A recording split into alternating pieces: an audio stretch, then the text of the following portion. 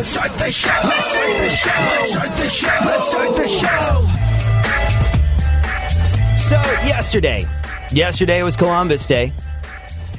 Unless you were in Seattle, in which case it was Indigenous People Day. If you've listened to the show for any amount of time, there's a good chance that you caught our whole chit-chat about whether or not Columbus Day should be changed to Indigenous People Day in Seattle.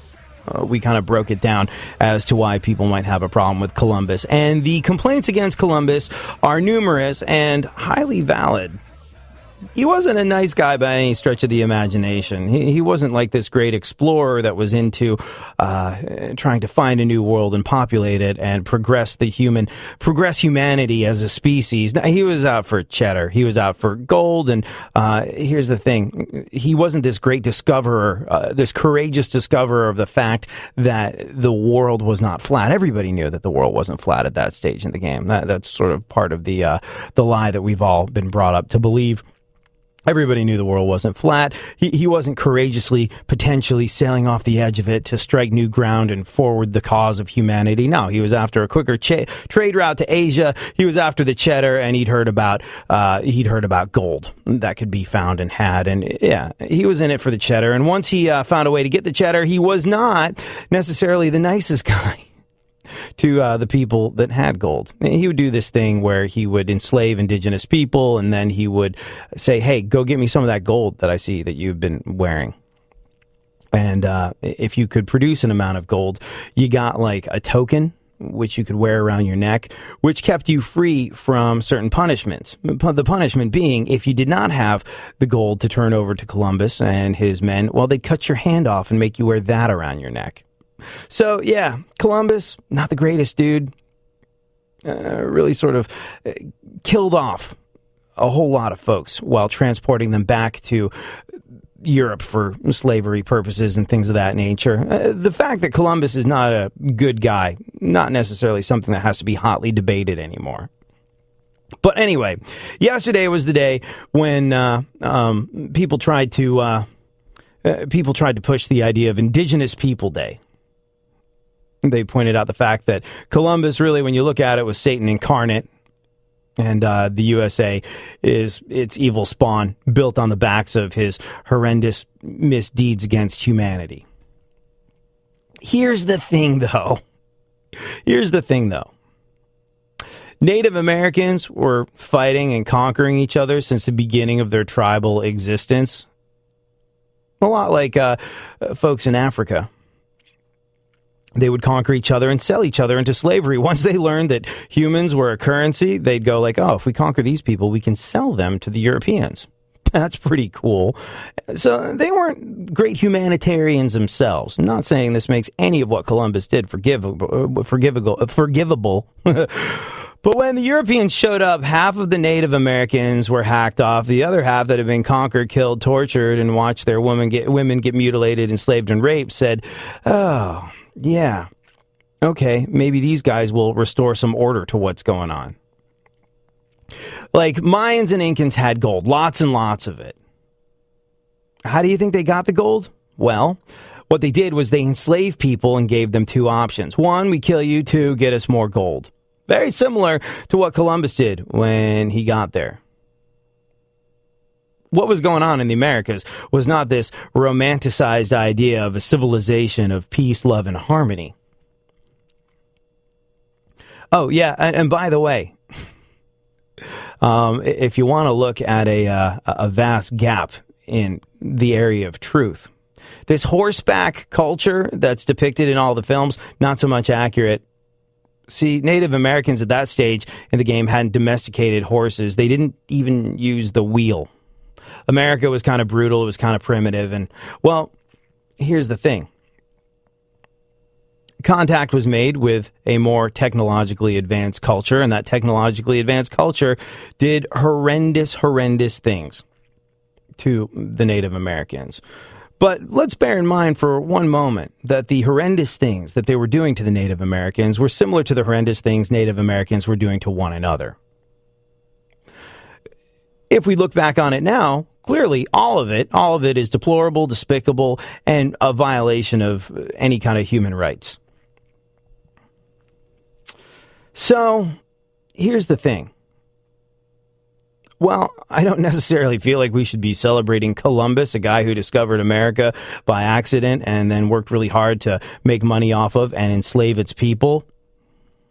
If you're offended by the fact that he was a brutal enslaver that would kill people that didn't deliver gold, then you might want to be equally as offended by Indigenous People Day, if you go back and look at Indigenous people's track records. What's the point I'm trying to make here? Well, we're going back to 1492. In the 1490s, we were not the evolved society we are now. People did horrendous stuff that seems alien and foreign to us, left, right, and center. Slavery, killing, genocide. None of it right. None of it excusable in any way, shape, or form. But it happened in a way that it doesn't happen now. And I think we can all agree that certain parts of what was deemed acceptable in the year 1492 by today's standards are awful, just awful. Deplorable acts of tyranny, genocidal, maniacal bloodlust for money leading to the death of entire populations of people is an awful thing. But it was kind of the way they rolled in 1492. And so, yeah, there is a decent debate to be made for changing the name of Columbus Day to something else. But what if we all just live in the now and try and move forward together, and maybe rather than point out the mistakes of those who have come before us, try not to make the same ones going forward. If you like what you're hearing, tweet the show at ADSXE. AD on iHeartRadio. I do what I want, when I want, how I want. So, during the break, I'm going through Twitter, and Twitter keeps suggesting I follow a whole bunch of people. I guess it sort of like looks at who I follow and then analyzes the type of people that I would like to follow. And it's interesting because there's lots of authors on there. There's historians on there. There's sort of educational stuff on there. And then there's a lot of suggested porn stars I should be following. I follow porn stars on Twitter like you wouldn't believe for a couple of reasons. The first reason being boobs. The second reason being the fact that we occupy this space now in the broadcasting world that it's moving into a new digital age. And porn stars figured out before anybody else in radio or broadcasting or television or anything like that.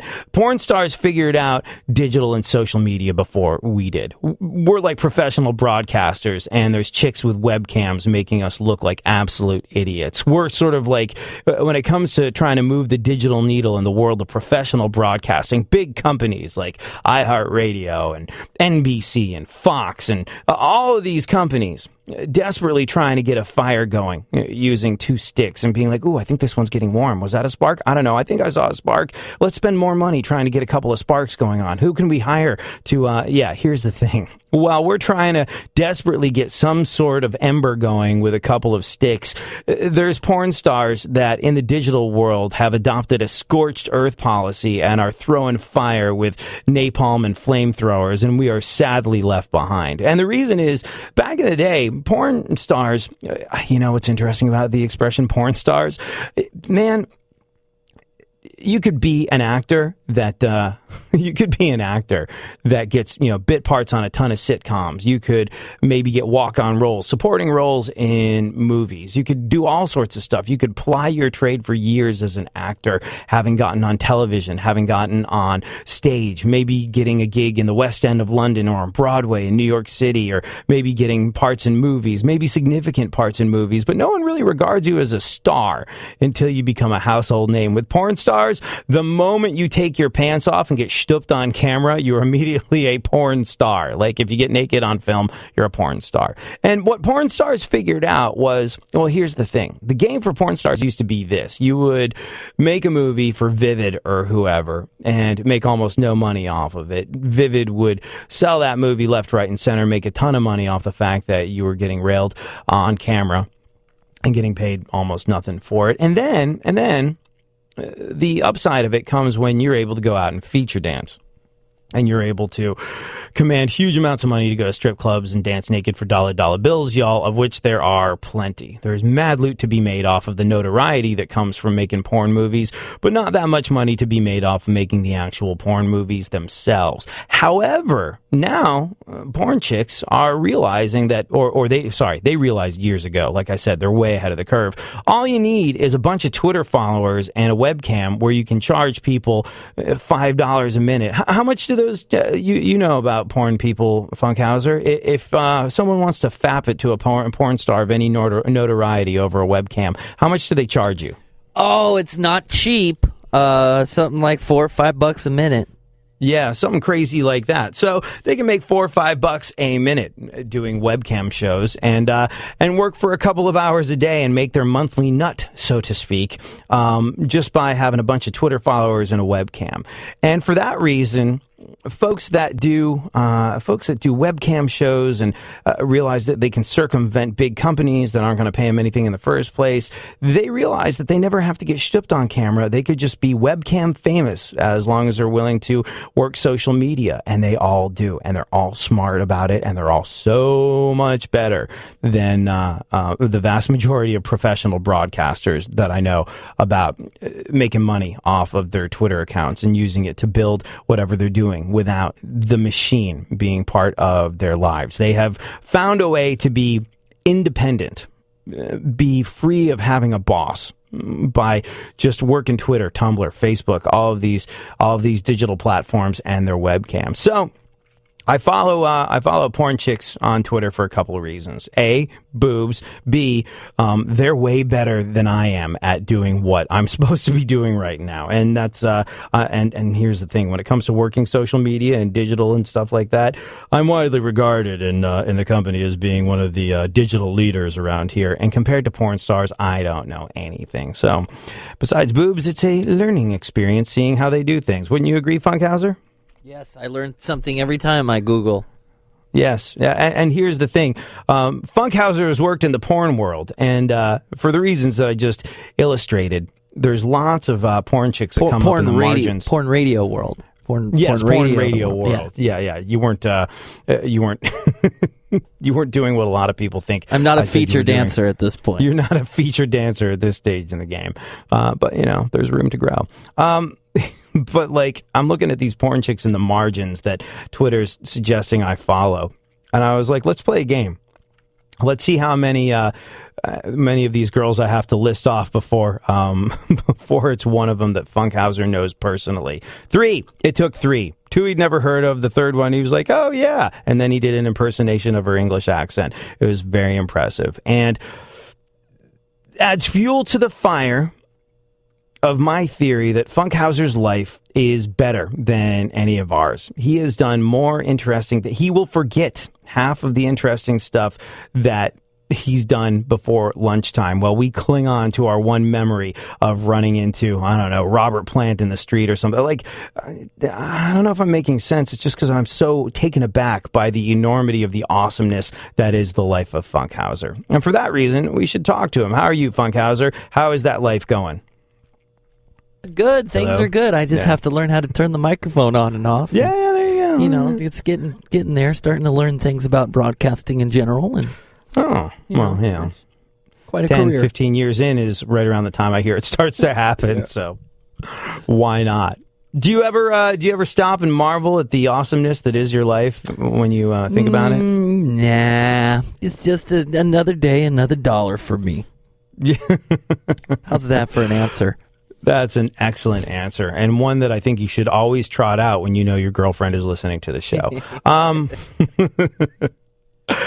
Shall we look at the events of today in our segment, My Witness News? There's that news bed that makes us sound totally more professional and more informed and more like we know what we are doing. Oh, I got a tweet. Got a tweet from the real Sherry Dawn who said, Jenna Jameson is also an author and she has boobs. That's true. Although... Yeah, no, I'm going to go out on a... She's getting a little easier to book these days. Yeah, she's... Yeah, the cost of having Jenna Jameson lap dance you at your bachelor party is considerably more affordable than it was in 2002. Anyways, what's going on in the world? Well, insiders believe Kendall Jenner is starving herself to further her modeling career. Wow.